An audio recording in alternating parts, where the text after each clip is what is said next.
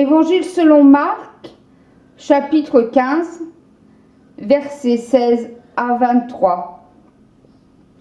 Les soldats l'amenèrent à l'intérieur du palais, le prétoire, et ils appellent toute la cohorte.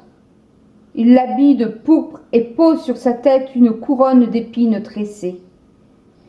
Puis ils se mirent à le saluer. « Bonjour, roi des Juifs !»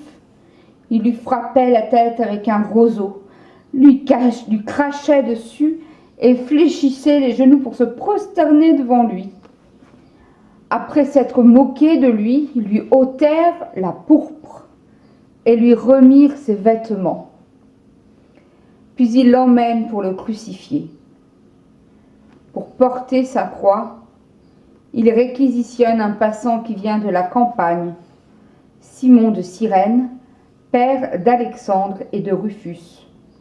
Et ils conduisent Jésus au lieu dit Golgotha, ce qui se traduit lieu du crâne.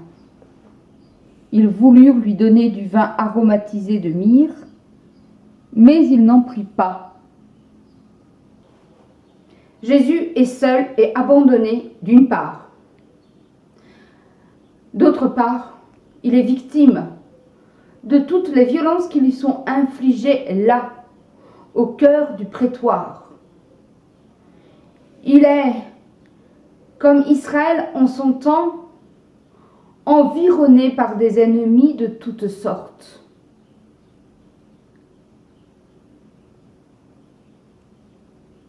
Il est celui qu'on humilie. En lui tressant une couronne d'épines, en lui crachant dessus, en lui disant « Bonjour, roi des Juifs », en se prosternant à ses pieds.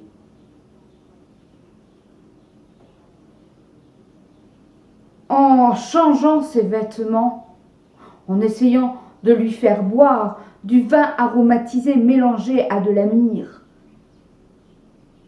Il est celui qu'on humilie en le crucifiant.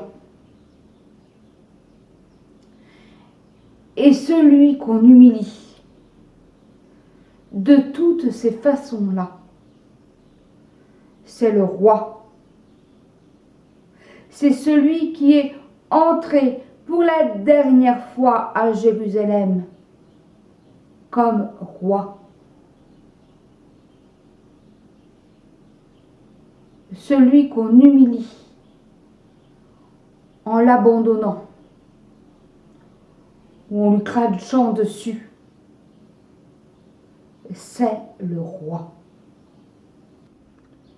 Oh, prends mon âme, prends-la, Seigneur, et que ta flamme brûle en mon cœur, que tout mon être vibre pour toi, sois seul mon maître, ô divin roi, source de vie, d'appel d'amour, vers toi je crie, la nuit, le jour, entends ma plainte, sois mon soutien, calme ma crainte, toi mon seul bien.